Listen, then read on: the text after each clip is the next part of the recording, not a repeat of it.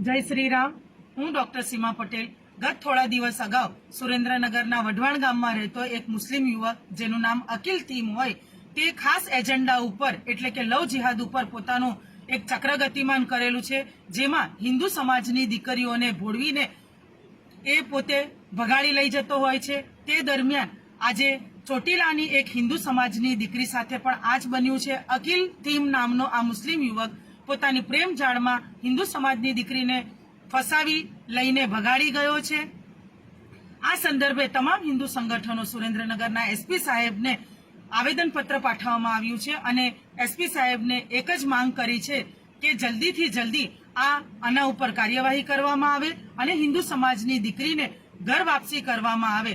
જો શોર્ટ ટાઈમની અંદર થોડા સમયોની અંદર જો દીકરી સુસુરક્ષિત પોતાના ઘરે પાછી ફરે નહીં તો તમામ હિન્દુ સંગઠનો દ્વારા ઉગ્ર આંદોલન કરવામાં આવશે અને ગાંધી ચિંધ્યા માર્ગે જાશું।